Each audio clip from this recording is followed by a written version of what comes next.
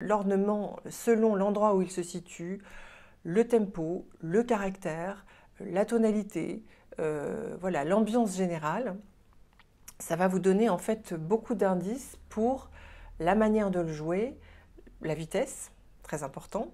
Dans le déroulement de la phrase, est-ce que vous allez plutôt le prendre par le dessus, par le dessous? Est-ce que le tri va avoir une terminaison ou pas? C'est pas toujours indiqué. Donc le mordant, il peut être sans barre, et auquel cas, ça veut dire que la note réelle, la note indiquée, va être ornementée par le haut. Donc si j'ai par exemple un si et que je vois le petit signe du mordant, je vais ornementer par le haut.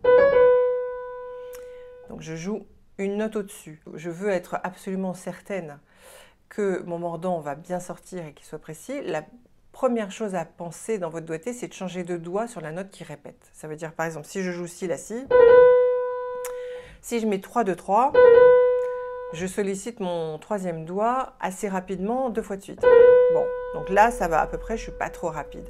Si je veux être vraiment confortable, je mets 3, 2, 1. Parce que là, je ne sollicite pas 2 fois aucun doigt, puisque je mets 3, 2, 1, il n'y en a aucun qui répète.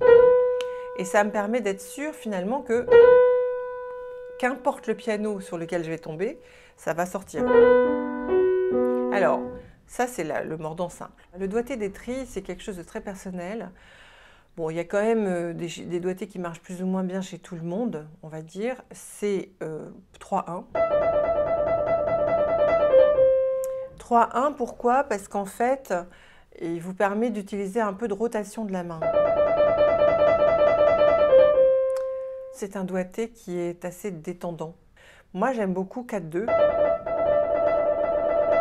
parce que, tout simplement, les doigts sont à la même longueur.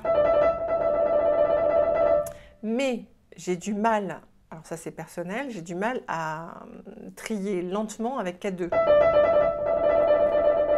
En fait, ça vient du tremblement de ma main, c'est-à-dire que j'ai appris à faire le tri beaucoup en tremblement. Et du coup, ça va me convenir pour les tris qui sont plutôt rapides, qui sont plutôt virtuoses ou joyeux, qui ont besoin de dynamisme. Donc là, je vais mettre ça. Si je veux chanter mon tri,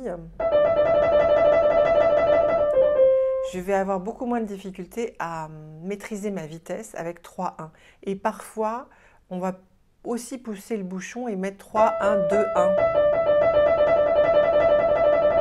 Alors, ça, c'est quelque chose que je ne fais pas, mais que vous pouvez essayer. C'est-à-dire que moi, ça me trouble beaucoup de changer de doigt, mais j'ai beaucoup de collègues qui le font. 3-1-2-1, 3-1-2, et c'est de toute façon une bonne façon de travailler, même si vous ne l'utilisez pas. Après, évidemment, 3-4, 4-5, ça enfin, tout ce qui met le quatrième doigt en position de tri, franchement, sauf si vous êtes obligé. Ça peut arriver, mais c'est rare, heureusement, parce que le quatrième doigt, c'est vraiment pas le plus habile. Et 3-5, oui. Je dois dire qu'il marche mieux si vous avez une note en bas à tenir.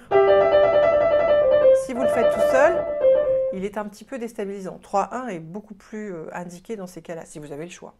Et ça aussi, ça va vraiment dépendre de l'écriture et de la manière dont il se situe, s'il y a une note en dessous ou pas.